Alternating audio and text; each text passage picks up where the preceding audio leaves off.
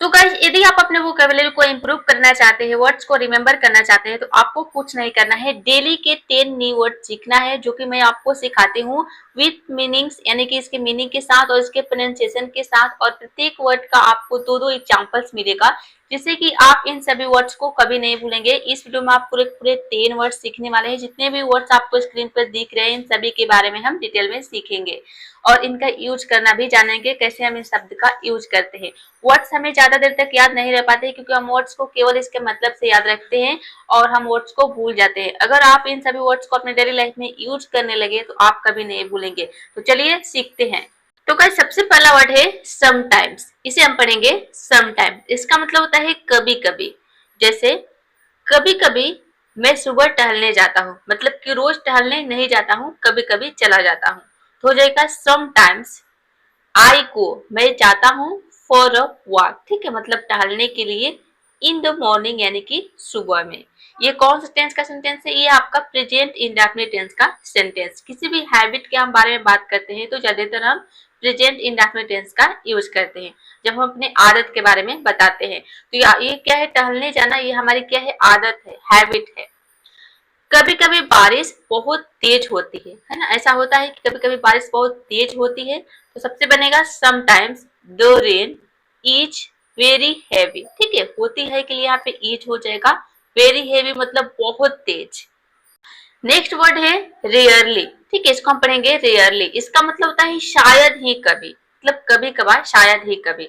जैसे वह शायद ही कभी टीवी देखता है, मतलब बिल्कुल ना के बराबर टीवी देखता है। He rarely watches TV. Watch, TV देखना के लिए हम यूज करते हैं वॉच का। देखता है, ये कौन से टेंस का सेंटेंस है? प्रेजेंट इंडेफिनिट का, इसलिए यहाँ पे सब्जेक्ट ही है तो वर्ब में एस या फिर ईएस लगता है, तो यहाँ पे ईएस लगा है, वॉचेज हो जाएगा। मैं शायद ही बाहर खाना खाता हूँ, मतलब बाहर खाना खाने नहीं जाता हूँ, ज्यादातर मैं घर का खाना खाता हूँ। तो हो जाएगा आई रेयरली ईट आउटसाइड, ठीक है, कि मैं आउटसाइड, आउटसाइड का मतलब होता है घर से बाहर जब हम निकलते हो तो हो जाता है आपका आउटसाइड, ठीक है। जैसे कि हमें बोलने हैं कि गो आउटसाइड, मतलब कि बाहर जाओ, ठीक है, घर से बाहर के लिए हम आउटसाइड का यूज करते हैं। तो आई रेयरली ईट, मैं शायद ही खाना खाता हूँ आउटसाइड, यानी कि बाहर। नेक्स्ट वर्ड है सून, ठीक है। सून का मतलब होता है जल्दी। जैसे डॉक्टर जल्दी ही आएंगे, तो हो जाएगा the doctor will come soon, ठीक है। सून मतलब कि जल्दी।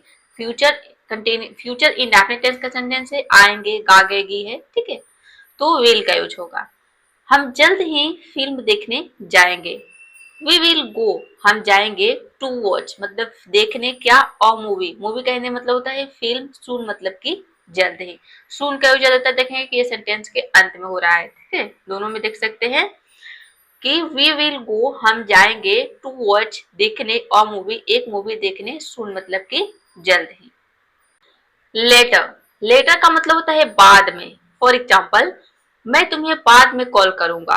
किसी से भी हम बात करते हैं, कोई भी हमारे जैसे कि कोई काम आ जाता है तो हम फोन रखने लगते हैं, ठीक है, कि फोन रखता हूं, मैं बाद में करूंगा। हम क्या बोलेंगे? I will call you later, ठीक है, लेटर मतलब बाद में। I will call you later, मैं तुम्हें बाद में कॉल करूंगा।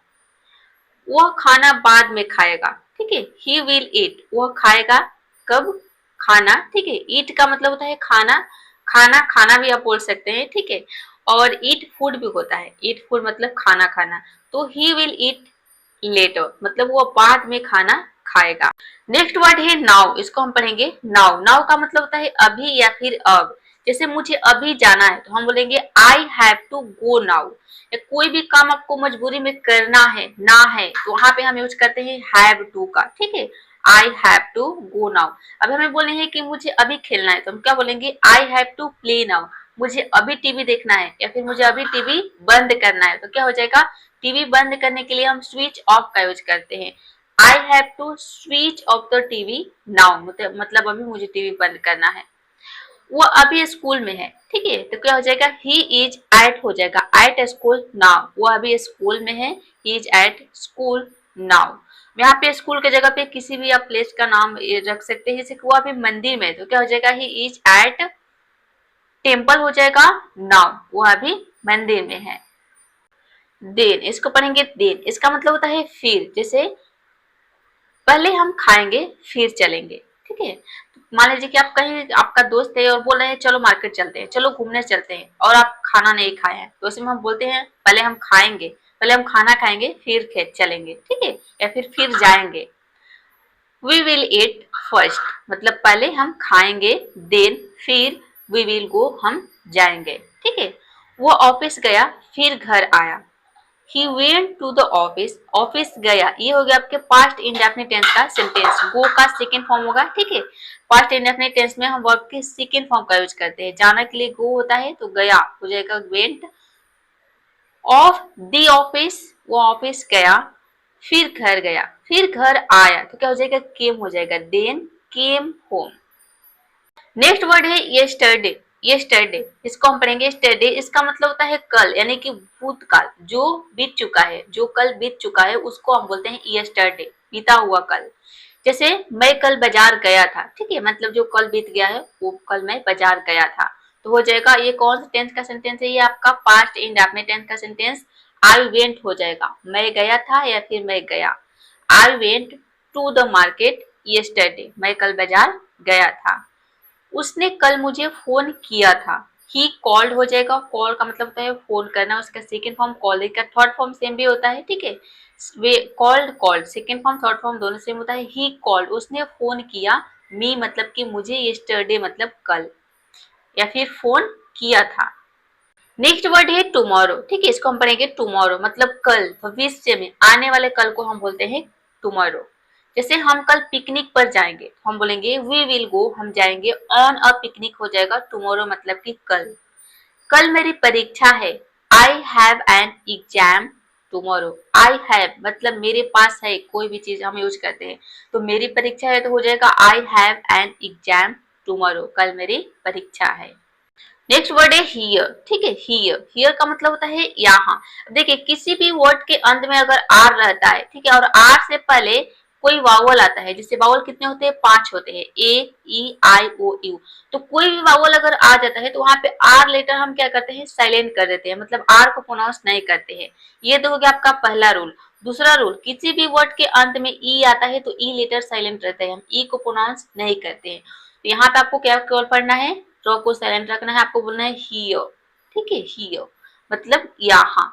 ये आपका करेक्ट प्रोनाउंसिएशन है। कहीं पे भी देखेंगे तो र दिया रहेगा, लेकिन आपको र को प्रोनाउंस नहीं करना है। गूगल में आप देखेंगे तो यहाँ पे इस तरह से दिया रहेगा इसका प्रोनाउंसिएशन, र में नीचे इस तरह से, मतलब इसका कहने का मतलब है आधा र, बिल्कुल आपको न के बराबर प्रोनाउंस करना है, हियर, हियर इस तरह से बोलना है। जैसे मेरी किताब यहाँ है, तो हम क्या बोलेंगे, माई बुक इज हियर, ठीक है।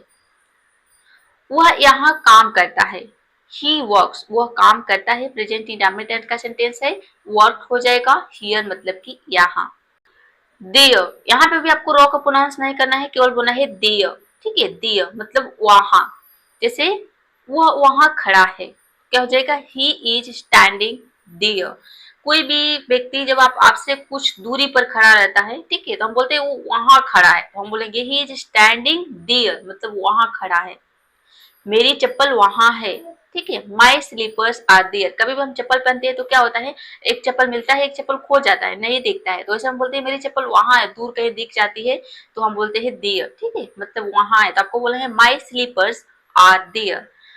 तो आशा करती हूँ कि आज का ये 10 वर्ड्स आपको समझ में आ गया होगा। वीडियो पसंद आई है तो एक लाइक जरूर कर दीजिए, और इसी तरह से रोज 10 वर्ड्स अपने जो वोकैबुलरी है इम्प्रूव करने के लिए आप हमारे साथ जुड़ जाइए, चैनल को सब्सक्राइब कर लीजिए, वीडियो को लाइक कर दीजिए। मिलते हैं नेक्स्ट वीडियो में फिर किसी और नए शब्द के साथ।